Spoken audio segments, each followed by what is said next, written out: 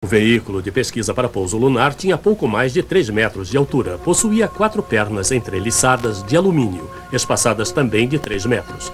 Totalmente carregado, pesava cerca de 1.900 quilos.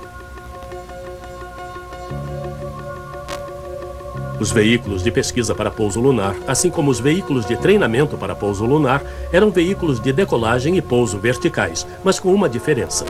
Experiências anteriores da Bell com sistemas de voo vertical, propelidas a jato e foguetes, tinham enfrentado o problema de voo vertical nas condições que existem na Terra. O maior problema enfrentado em qualquer voo na Terra é a força da gravidade, uma grandeza totalmente conhecida durante todo o desenvolvimento da aeronáutica neste século. Mas, para estes veículos, o problema era novo. A gravidade na Lua é muito diferente da gravidade na Terra. É uma força bem mais fraca. Portanto, o problema para os projetistas desses veículos era descobrir uma maneira de simular uma força de gravidade equivalente a 1/6 da força gravitacional terrestre, e ainda assim permitir que os pilotos de teste tivessem uma experiência completa de voo.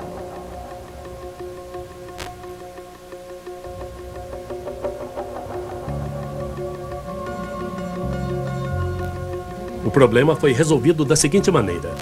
Um turboventilador a jato de 1.900 kg de empuxo foi instalado bem no meio do veículo, logo atrás da cabine do piloto. Ele foi montado em uma suspensão cardan para permitir um empuxo consistente direcionado para baixo. O empuxo desse motor podia ser ajustado para aproximadamente 5/6 do peso de 2.000 kg do veículo. Em outras palavras, a função principal desse motor era fornecer uma fonte constante de empuxo, que contrabalançava a diferença entre a gravidade da Terra e da Lua. A fração de 1/6 de gravidade remanescente, aproximadamente igual àquela da Lua, era enfrentada por 2 motores foguetes reguláveis de 250 kg cada um, similares à fonte de potência do módulo lunar da missão Apollo. Essa combinação de motores fazia com que os veículos se comportassem como se estivessem operando na gravidade lunar.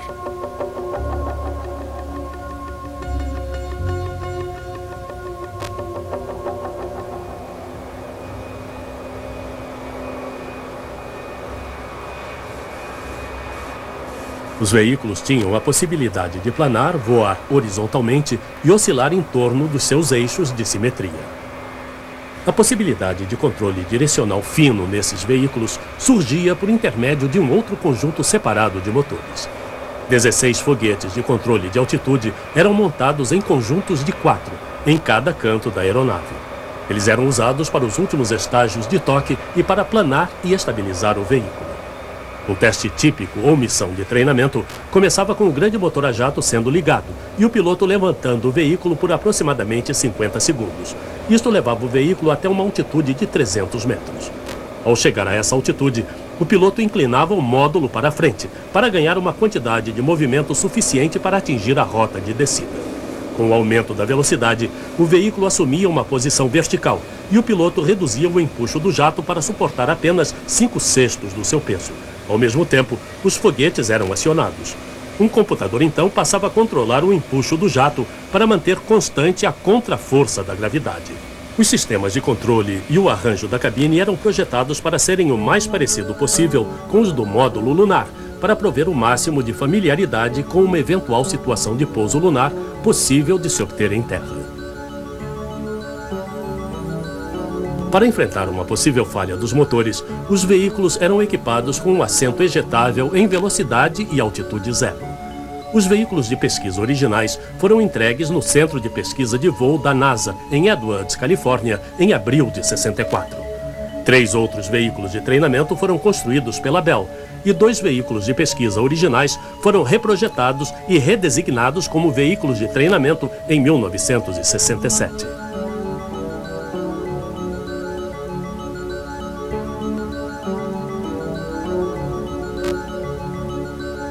Os veículos de pesquisa para pouso lunar e os veículos de treinamento para pouso lunar eram a única maneira de simular na Terra as condições de pouso na Lua. Outros tipos de simuladores podiam ser usados para treinamento de acoplamento e outras partes das missões Apollo. Mas a extraordinária experiência de pousar na Lua só poderia ser prevista por essas máquinas voadoras altamente originais e de aparência esquisita.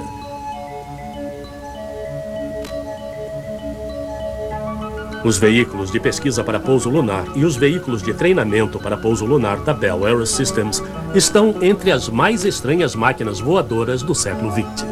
O fato de terem sido projetadas no início dos anos 60 para treinar pessoas a voar em um ambiente completamente diferente da Terra faz delas um capítulo à parte na história da aviação daquele tempo. A sua função era extremamente importante para o sucesso da tentativa americana de colocar o homem na Lua. O fato de eles terem desempenhado bem o seu papel foi confirmado pelo desempenho do módulo lunar, por si só uma máquina de voar única. Ele levou os primeiros astronautas à Lua e os trouxe de volta com segurança. Os veículos de pesquisa para pouso lunar e os veículos de treinamento para pouso lunar da Bell Aerosystems, de aparência esquisita, mas altamente eficientes, participaram com distinção da missão Apollo.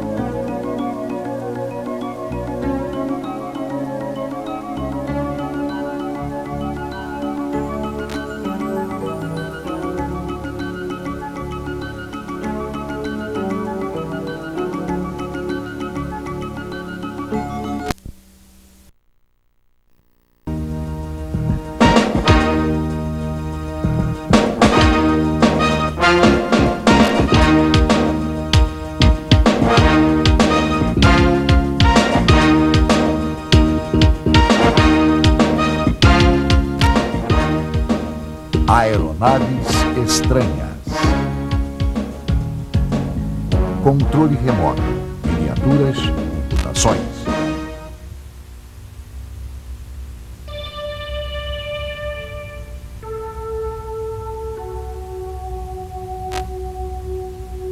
Um avião de nome estranho, Mango, ou o Transavial PL-12M300. Esse pequeno avião, usado pelos militares como ambulância para reconhecimento e como aeronave de comunicações, é um avião de características modernas com um aspecto bastante diferente. Por que essa aparência?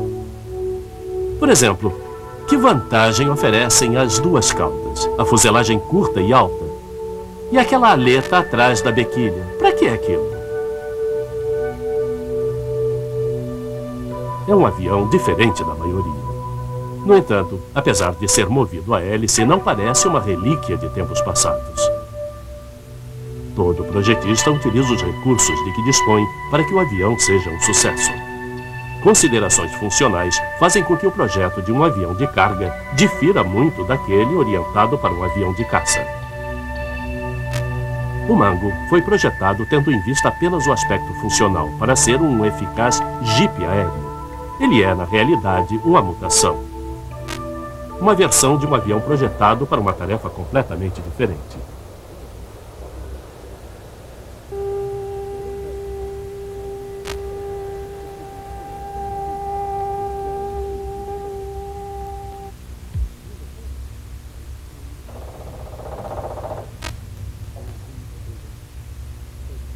Várias versões práticas e confiáveis do PL-12 foram desenvolvidas e refinadas na fábrica da Transellias, em Sydney, na Austrália.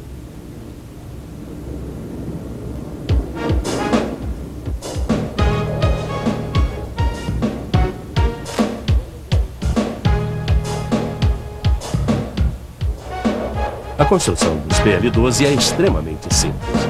São resistentes e de manutenção fácil. A ideia básica sempre foi a de que os pequenos aviões deveriam ser simples de operar.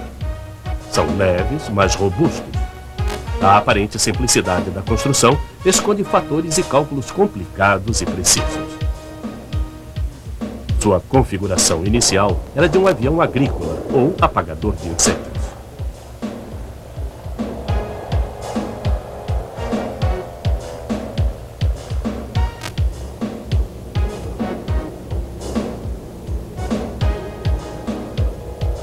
Sua velocidade não é alta, nem precisa ser. Mas é ágil, fácil de manobrar e os pilotos gostam muito dele.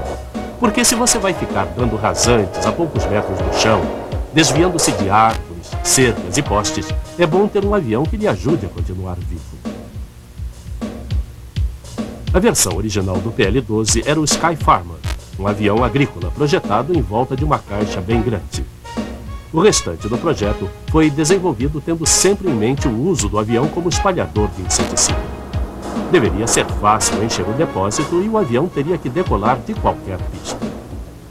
Como ferramenta industrial, era necessário que resistisse à alteração contínua, tivesse baixo custo de operação e longa vida útil. Como quase todo instrumento de aplicação específica, seu desenho é inédito e eterno. O projeto foi puramente funcional e ficou bem próximo do ótimo. Esse aviãozinho executa muito bem o seu trabalho. Seu fabricante certamente não poderia esperar que o projeto fosse tão maleável. Sendo um avião da família Sky, o importante é cumprir bem a tarefa para a qual foi projetado.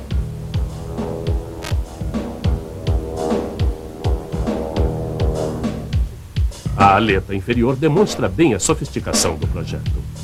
Todos os aviões geram um vórtice na ponta de cada asa.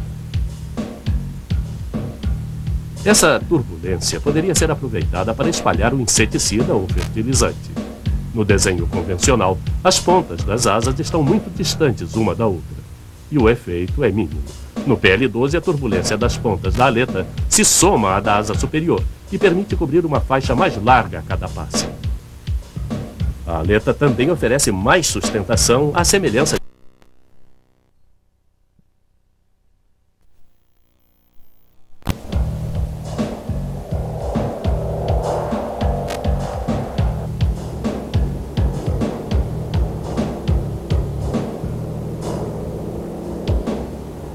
O Sky Farmer é um avião moderno e de grande sucesso, mas seu aspecto é realmente muito estranho. Isto também é um avião.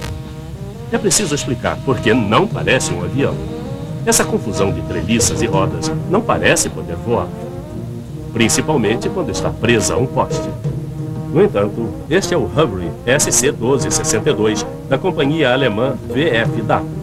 Um modelo de teste para desenvolver aspectos do VAC-191, um projeto de caça de decolagem vertical que não deu certo e que deveria empregar tanto a potência de sua turbina principal, defletida, como duas turbinas apontadas para baixo para decolar.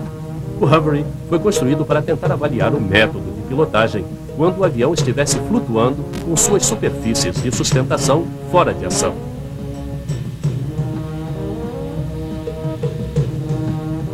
Era um avião muito estranho.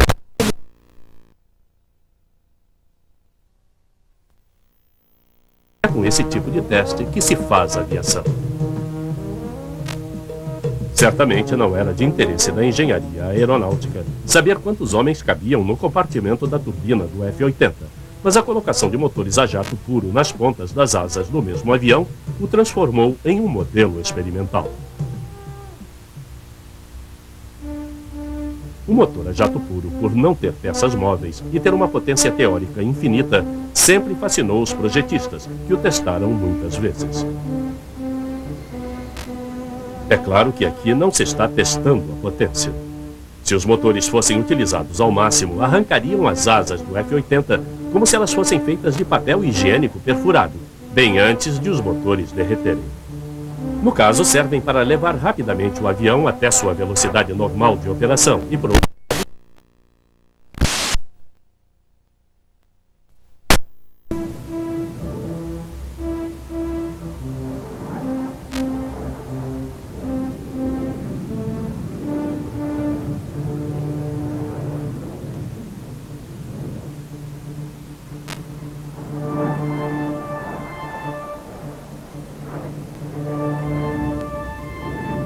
Esse tipo de teste é limitado e pouco sofisticado, mas aviões convencionais já foram muito importantes para a execução de testes altamente sofisticados. O projeto X-7 da Lockheed permite ter uma ideia de como os projetistas trabalham. É um caso interessante, pois foi o primeiro passo da Lockheed na direção dos aviões não tripulados.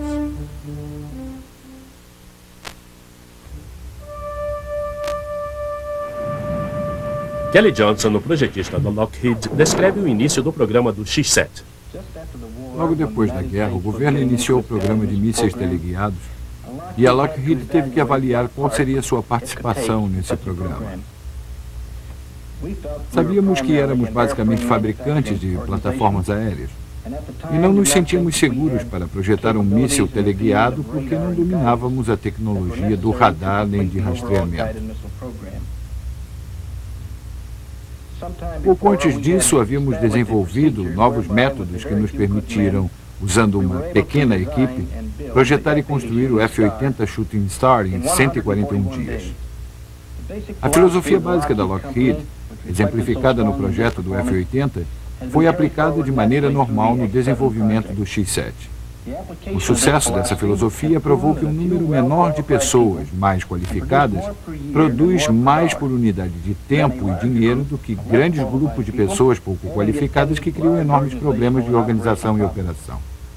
Ben Rich foi contratado pelo Departamento de Aerodinâmica e Termodinâmica da Lockheed e começou a trabalhar no sistema de propulsão do F-104. Ele participou do projeto geral do U-2 e do SR-71. Eu tenho certeza de que o departamento de novos projetos vai ser muito bem conduzido pelo Ben Rich. O X-7 poderia ter sido projetado de várias maneiras. Muitas foram consideradas e a configuração final foi aprovada. Mas o formato ainda precisava ser aperfeiçoado e definidos os sistemas auxiliares. Em alguns casos, foi preciso partir do zero, pois não havia experiência anterior.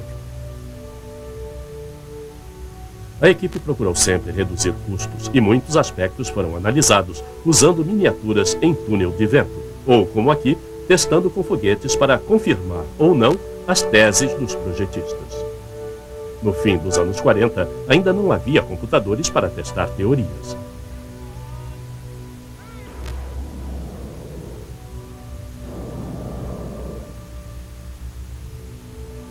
Um dos desafios enfrentados pela equipe foi projetar um paraquedas que funcionasse quando o X-7 estivesse voando a velocidades acima do som.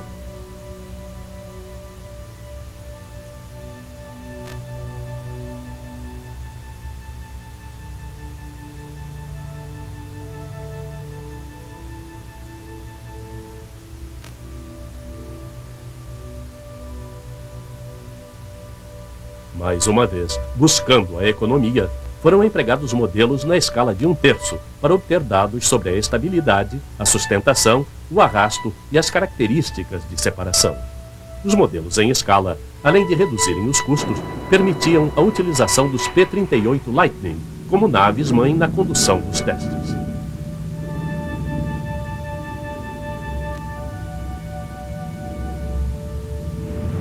Era a fase inicial da tecnologia de aviões de controle remoto ou com piloto automático. E não era só a Lockheed que não tinha experiência nisso. O X-7 não era um míssil que procurava seu alvo, mas seu desenvolvimento exigiu a invenção de sistemas eletrônicos complexos para comandar o piloto automático e sua interação com as instruções remotas enviadas via radar. Foi necessário desenvolver todo um sistema de telemetria para registrar os dados dos testes em outros sistemas eletrônicos e gravadores. A equipe da Lockheed não estava apenas projetando um avião, estava desenvolvendo também todo o equipamento para monitorar e avaliar seu desempenho.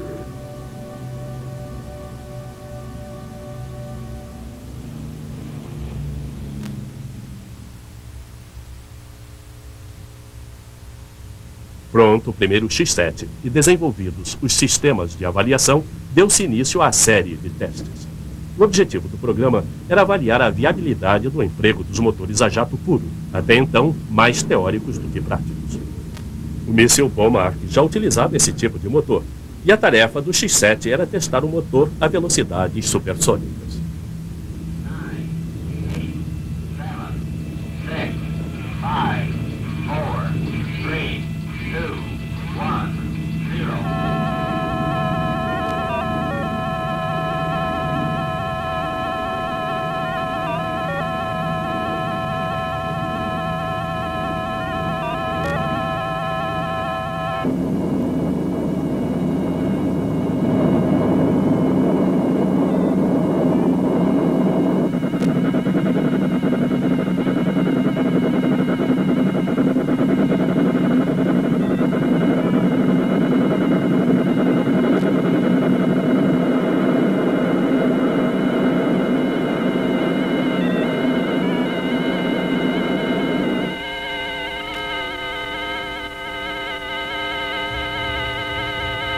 um total de 130 X-7 lançados, apenas cerca de 80 puderam ser testados com sucesso.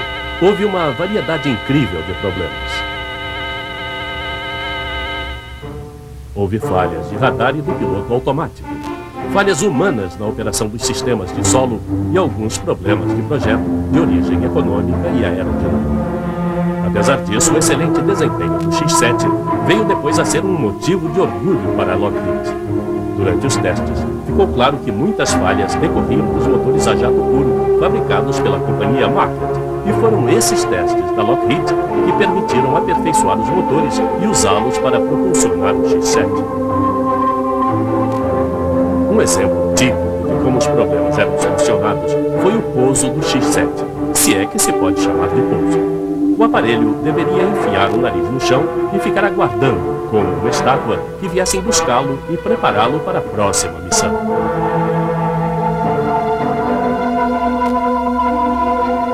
Foram construídos mais de 60 X-7, inclusive alguns de designação XQ-5, projetados para servir como alvos de alta velocidade. Apesar de alguns acidentes espetaculares ocorridos durante os testes, o que falhou mesmo foram os aviões-alvo, porque era impossível atingi-los. Eles eram rápidos demais. A essa altura, o X-7 já provara ser capaz de atingir altas velocidades. Chegou o Mach 4.31, ou seja, 4.635 km por hora, e seu desempenho era bem superior ao do armamento solo-ar que ele deveria testar. Esse fato deixou autoridades do governo e fabricantes de armas numa situação difícil. Os aviões de controle remoto têm muitas aplicações, mas a principal ainda é servir de alvo, pois poucos pilotos se disporiam a conduzir um avião sabendo que seria destruído por um míssil.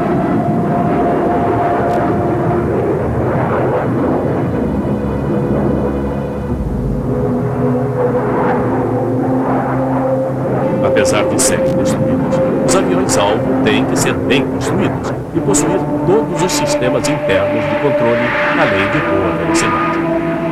Os engenheiros aeronáuticos podem achar desagradável projetá-los, mas ainda assim seu desenvolvimento representa um desafio.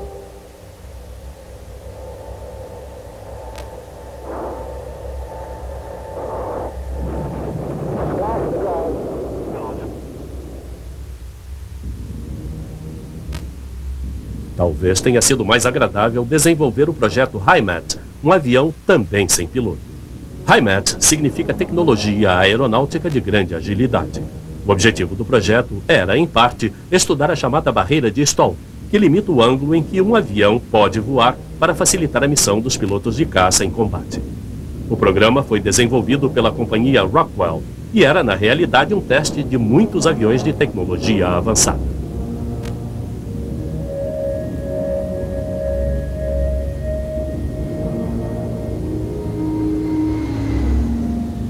O HIMAT era um núcleo com uma turbina jato, ao qual era possível adaptar uma enorme variedade de asas, canards, entradas de ar e saídas de jato, de modo que as várias combinações podiam ser avaliadas e comparadas.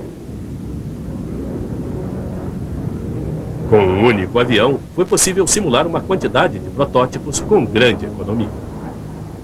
E além de economizar verbas, foi possível comprimir vários anos de pesquisa e vários programas numa única série de testes. A coerência interna dos resultados obtidos contribuiu para o projeto do caça multinacional, o X-31.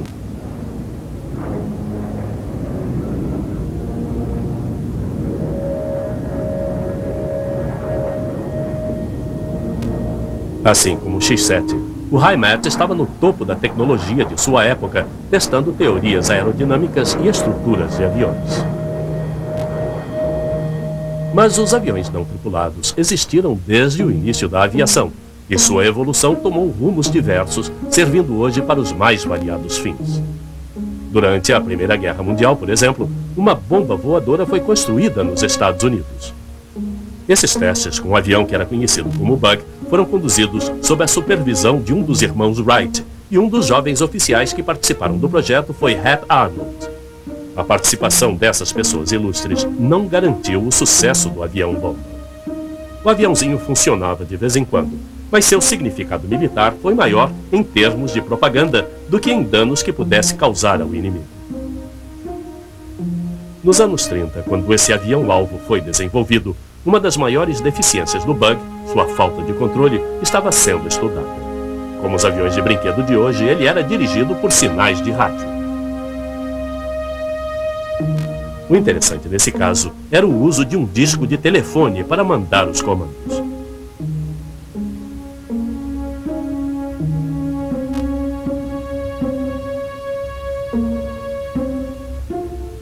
Como ocorre com todos os aviões sem piloto, há que se chegar a um equilíbrio entre a sofisticação e a certeza da destruição. Nesse caso, o alvo não apresentava semelhança com os aviões inimigos, mas a artilharia de terra podia atirar nele e talvez aprender alguma coisa antes de ele ser destruído.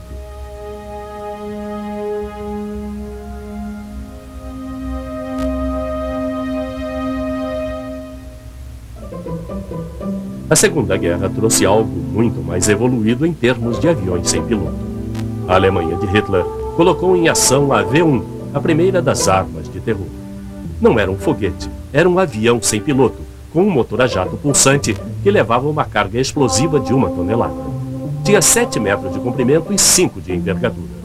Foram fabricadas mais de 30 mil e cerca de 8 mil foram lançadas sobre as cidades da Inglaterra.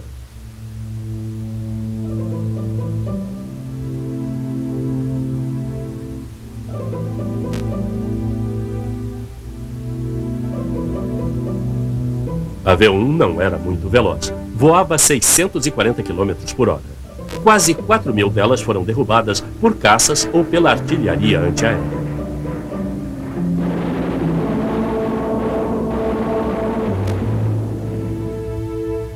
Assim que foram capturadas, as primeiras V1 começaram a chegar aos Estados Unidos para teste e avaliação. Sofreram cuidadoso exame por parte dos cientistas americanos que trabalhavam em projetos semelhantes. Os americanos começaram então a fabricar sua própria versão da V1 em grandes números. E assim começaram os testes dos aspectos de projeto e uso de mísseis que marcaram os anos de pós-guerra.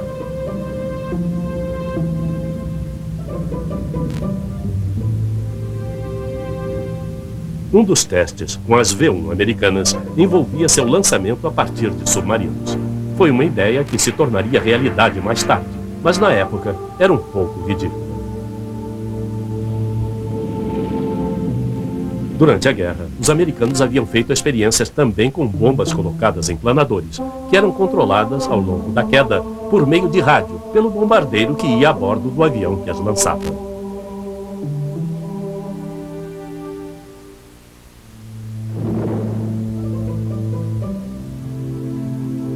Outras experiências de controle remoto empregaram aviões bem grandes.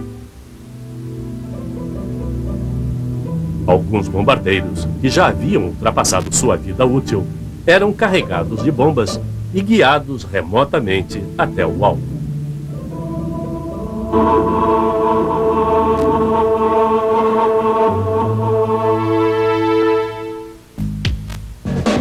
Nem todos os projetos militares de aviões sem piloto visavam ao desenvolvimento de bombas voadoras. Já havia aviões de controle remoto de tecnologia avançada, fazendo reconhecimento em campos de batalha. Esse observador em miniatura, armado com uma câmera de televisão, foi desenvolvido para saber as condições da frente de combate sem arriscar vidas em missões avançadas de reconhecimento. Vários desses aviões serviram no Vietnã, em missões importantes. Os norte-vietnamitas estavam armados até os dentes com o que havia de melhor em artilharia antiaérea e se tornava arriscado voar sobre o norte. Os pequenos aviões, então, desempenharam importantes missões de reconhecimento e de interferência eletrônica. Entre 1965 e 75, mais de 3 mil missões foram voadas por aviões de controle remoto, e cerca de 200 deles foram abatidos, o que poderiam ter sido 200 aviões de reconhecimento com tripulação de 2 homens. Esses aviõezinhos poupam vidas. As miniaturas, voando rasante a 800 km por hora, podiam conduzir levantamentos sobre as áreas mais defendidas. Em missões de contramedidas, portavam potentes transmissores para anular os radares de orientação dos mísseis.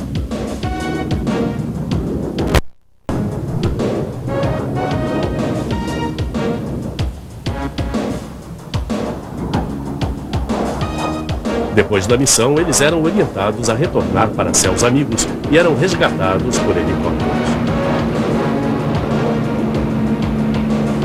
Às vezes, um avião maior, pesando 1,5 toneladas, tornava-se uma carga instável e difícil para um helicóptero conduzir. Os aviões miniatura usados no Vietnã indicaram o caminho para o desenvolvimento de outras aplicações. Já há aviões sem piloto que soltam as suas próprias miniaturas de controle remoto e identificam e destroem tanques com seus foguetes. Se forem tão eficazes quanto os usados no Vietnã, vão ser uma arma terrível. Uma outra história interessante sobre aviões sem piloto, ou melhor, bombas voadoras, é o caso do Thor. Era um avião de turismo de desenho convencional e sem sucesso. Seus fabricantes convenceram o Departamento de Defesa de que ele poderia ser usado contra navios. Era uma mutação que levava uma câmera de televisão e era controlado pelo rádio, além de ter vários dispositivos sofisticados. Um operador bem treinado pilotava o avião com facilidade, baseando-se nas imagens turvas da televisão. O interessante foi que no fim da guerra, um empresário de visão comprou as mutações Thor a um preço bem baixo e as transformou de volta em aviões de turismo.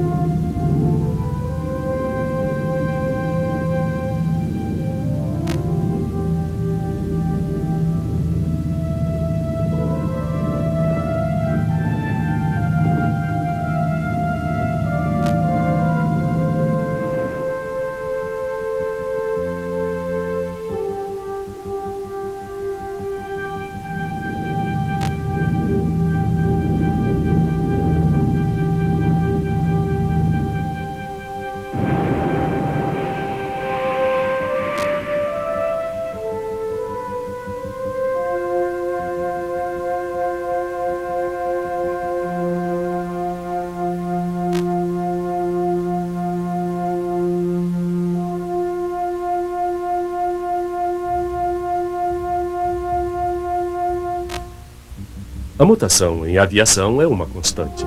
Em sua maioria, os modelos sofrem muitas alterações enquanto estão em produção, decorrentes de correções de falhas ou de melhoramentos de projeto. Há mutações que entram em produção, enquanto outras se restringem a um único avião usado para testar certas adaptações, como a B-17 com motores em linha ou o Thunderbolt P-47 com 2 hélices de rotação inversa.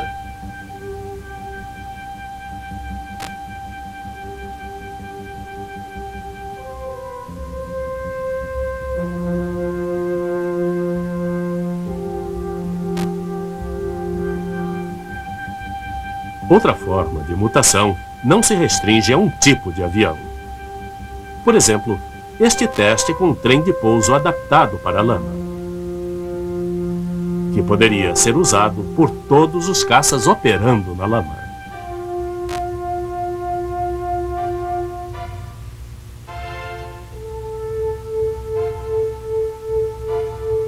Outro nível de mutação envolve a utilização de características de um avião em outro completamente diferente. Isso economiza tempo e dinheiro, que seriam gastos para começar do zero. O famoso Lightning P-38, um dos melhores caças da Segunda Guerra, teve forte influência no desenvolvimento de outro avião. Era um avião bem maior, também com 2 caudas, produzido pela Lockheed, o XP-51. Esse avião foi concebido para ser um caça-destruidor, à semelhança do Messerschmitt 110 alemão. Houve também uma versão de caça de escolta de grande autonomia, mas o XP-58 era muito pesado e lento para enfrentar combates aéreos. Apareceu uma versão para ataque marítimo, mas já não havia tanto entusiasmo. E embora talvez tivesse se desempenhado bem como avião de ataque, o projeto foi abandonado. A herança do P-38 é evidente no novo avião. As maiores mudanças são na escala, nos lemes e na inclusão de um segundo tripulante numa torre a ré. O XP-58 tinha com uma velocidade máxima de 700 km por hora e alcance de 4.200 km. Mas seu peso prejudicava sua agilidade. Um tipo completamente diferente de mutação acontece quando um avião é usado para testar tecnologia que está sendo desenvolvida para um novo avião. Como aqui, quando um B-26 está sendo usado para testar um novo sistema de trem de pouso que seria utilizado no B-47.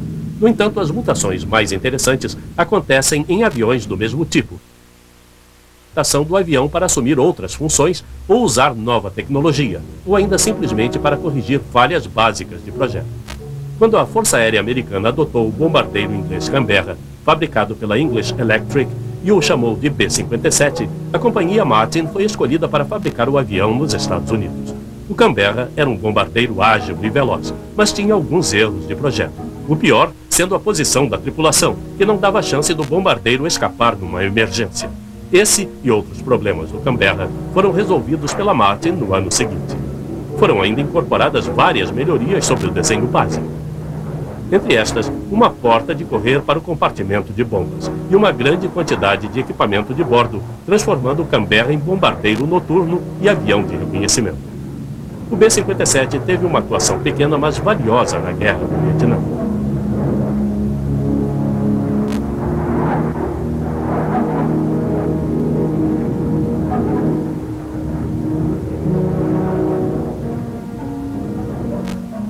Mas as mutações do B-57 não pararam aí.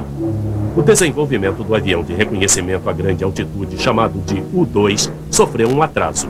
E se resolveu colocar uma asa maior no B-57 para que ele pudesse realizar as missões. Apareceu então o B-57D, o de asa grande. Com uma envergadura mais de 12 metros maior do que a original, esses aviões se anteciparam ao U-2 e depois o complementaram, porque tinham maior capacidade de carga e podiam cumprir certas missões melhor do que o U-2, principalmente na aquisição de informação eletrônica.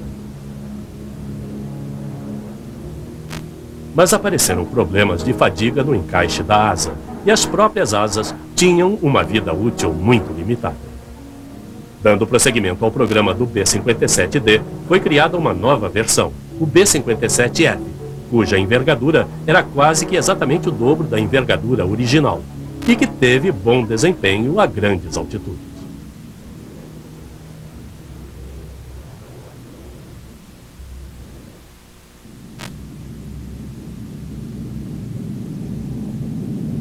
O avião que talvez tenha gerado o maior número de mutações foi a Super Fortaleza B-29. Esse avião representou o máximo em termos de bombardeiros da Segunda Guerra e continuou a operar com sucesso na Coreia. O quadrimotor teve um desempenho invejável e foi a principal arma usada contra os japoneses, participando da campanha de bombardeio estratégico que causou enormes danos e pôs fim à Segunda Guerra.